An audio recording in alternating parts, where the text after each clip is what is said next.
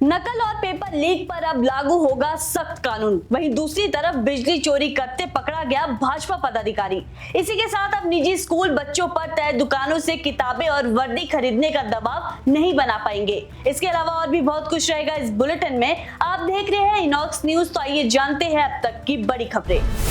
भर्ती परीक्षाओं में पारदर्शिता सुनिश्चित करने के लिए राज्य सरकार ने सार्वजनिक परीक्षा अनुचित साधनों की रोकथाम अधिनियम 2025 को प्रभावी करने की अधिसूचना जारी कर दी है। अब नकल, पेपर लीक, फर्जी अभ्यर्थी बैठाना या डिजिटल माध्यम से छेड़छाड़ जैसे अपराध गैर जमानती माने जाएंगे। नकल करने या करवाने वालों को 5 से 10 वर्ष तक की सजा और 1 करोड़ रुपए तक का जुर्माना होगा, जबकि अन्य संलिप्त व्यक्तियों को 3 से 5 वर्ष की कैद और 10 लाख रुपए तक का जुर्माना देना पड़ेगा।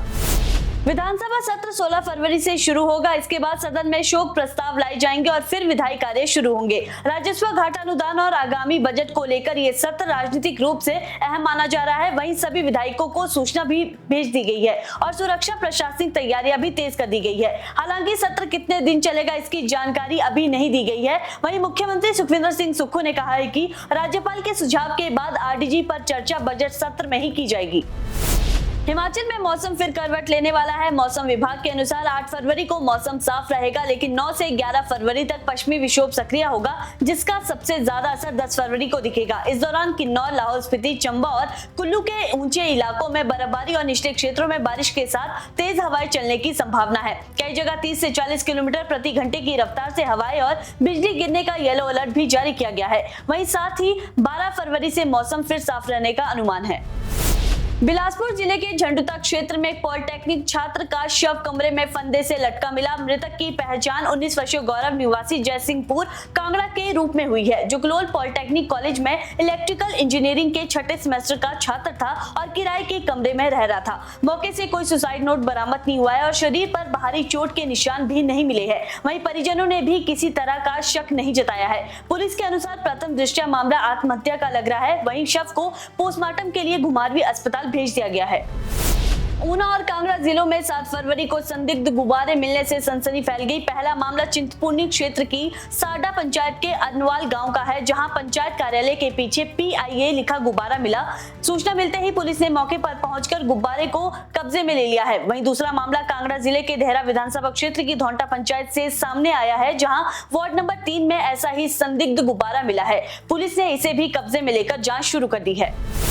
शिक्षा विभाग ने निजी स्कूलों की मनमानी पर सख्त कदम उठाया है। अब स्कूल अभिभावकों को किसी एक तय दुकान या खास प्रशासकों से किताबें, कॉपियां या वर्दी खरीदने के लिए मजबूर नहीं कर सकेंगे। शिक्षा विभाग ने आदेश जारी करते हुए कहा है कि नए सत्र से पहले PTA के माध्यम से अभिभावकों की बैठक कर निर्णय सार्वजनिक करना होगा और इसे स्कूल के नोटिस बोर्ड और वेबसाइट पर भी प्रदर्शित करना अनिवार्य होगा। यदि कोई स्कूल नियमों का उल्लंघन करता पाया गया तो उसका NOC रद्द किया जा सकता है और कड़ी कार्रवाई भी की जाएगी।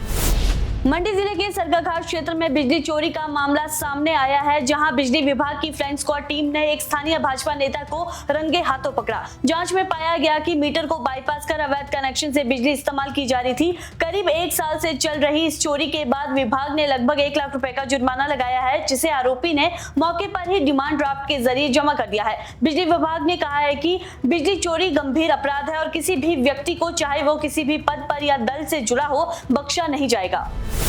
ऊना के पुराना बस अड्डा परिसर में HRTC सेवानिवृत्त कर्मचारी कल्याण संगठन ने बैठक के बाद जोरदार प्रदर्शन किया और समय पर पेंशन न मिलने पर नाराजगी जताई। पेंशनर्स का कहना है कि अलग अलग आयु वर्ग के आधार पर किस्तों में पेंशन जारी होने से असमानता और भ्रम की स्थिति बन रही है, इसीलिए सभी को एकमुश्त पेंशन दी जाए। उन्होंने लंबित मेडिकल बिलों के भुगतान और महंगाई भत्ता लागू करने की मांग भी उठाई। वहीं पेंशनर्स ने चेतावनी दी है कि हर माह की पहली तारीख को नियमित पेंशन और लंबित मांगों पर फैसला नहीं हुआ तो प्रदेश भर में आंदोलन तेज किया जाएगा।